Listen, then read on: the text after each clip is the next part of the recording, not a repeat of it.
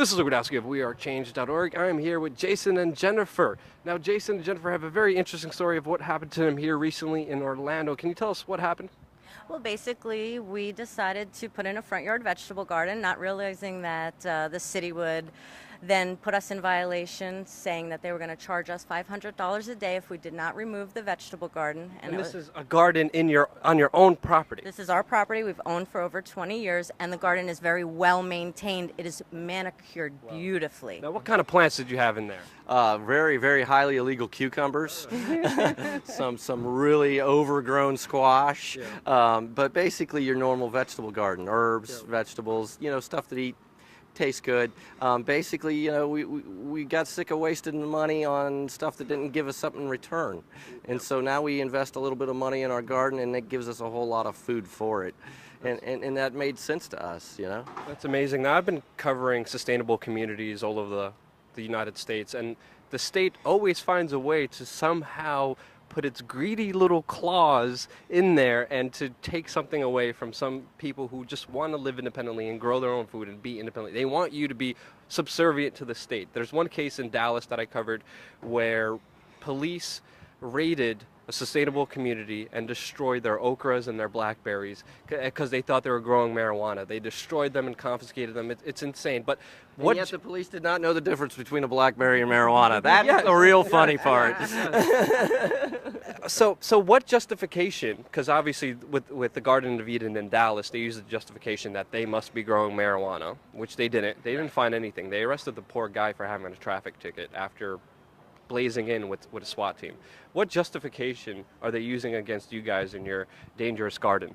Well, the biggest thing that they had to argue was basically aesthetic. It was a vanity type world now, and so they were trying to apply an HOA kind of mentality to the city, and we weren't going to accept that. So we listed a long list of benefits and things that are good and how we don't impact anybody and all these other things, but they really weren't interested in most of that stuff. They basically, when it all said and came down to, is what you said. It was about what they wanted, and it really, because they're in the position of power, they get what they want, and that's really what upset them the most. Now, with the state coming after you, what was your reaction? What did you guys decide to do? Well, our initial reaction was that we vehemently said that we were not going to remove the vegetable garden. That was never an option from day one. Told them I'd take my house before they take my garden. And so come and take it. We went to Don't worry, you can go. We went to vote, and we went before work, and we saw that everybody from our district was there, and we figured this would be a great place for us to start a petition. In that petition, we included the right to grow food wherever the sun shines on your property, and we received over 10,000 signatures. Wow. We talked to people in our neighborhoods who said, if you lose, we're going to lose our garden. So we realized early on, we're not fighting just for our garden. We're fighting for everybody's right to be able to grow food. And so grassroots, just darn hard grassroots, getting out there, educating the people, and taking the approach of just what we say is, we're not here to shove what we want down your throat.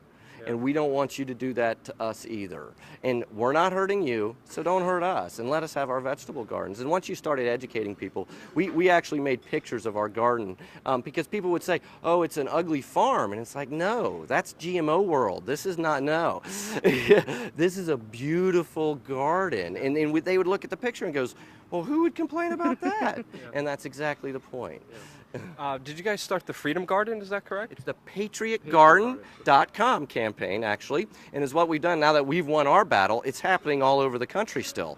And so what we've done is donated that whole campaign, the website, the petitions continue to add on to anybody that needs it for when they go up against their cities and counties. Beautiful. So people could, when they go on your website, find out everything about it. Can we also learn how to maybe even grow our own garden? Do you guys? Well, that would be a second website. Okay. And from this, we've been inspired. We've been so touched by the community. We've been so many people have just come to us with the weirdest questions, good questions, motivation, and we didn't want them to just leave them there. So we've just started helping people install gardens all over the city of Orlando, to the point we started a company called Growing Food. It's a nonprofit charity. We do it with volunteers and donations and anything else we can. And Basically, it runs twofold. Basically, if you want a garden, we help you install it, but we're going to ask you once we install it to give 10% of that food back to us so we could go feed the hungry with it. Now, the next thing we ask is for somebody that might not be able to garden in whatever reasons, physical, disabilities, age, any of those things, they'll give us their land. So we'll actually grow food on their land for the hungry, and then we give them a percentage back for letting us use their land. Yeah, it's the use of their land. They just donate a portion of their sunny yard for us to have the volunteers install a garden with, educators, and then we give them all the education behind it. It's really interesting. Awesome. And is this only in Florida, or? That's where we started. We wanted to go international. We think this breaks down most conventions. It's taking us back to just simple trade. Money kind of gets erased. Labor becomes valuable. Food becomes valuable. Water becomes valuable. And now all these skills and everything around it are a trade system, an economic system in itself where you don't even need the dollar. We got to plant the seeds, and it starts with you. Now, what are the websites again? Well, patriotgardens.com is the Patriot Garden website, and then thegrowingfood.com is the Growing Food website. Yep, and you can visit us on Facebook, and if there's any way that we can help anyone grow food, we're willing to be available. You guys are doing incredible work. Thank you Thank so you so much from the much. bottom of my heart. Thank Really you. appreciate it. Thank you. Grow food, not laws.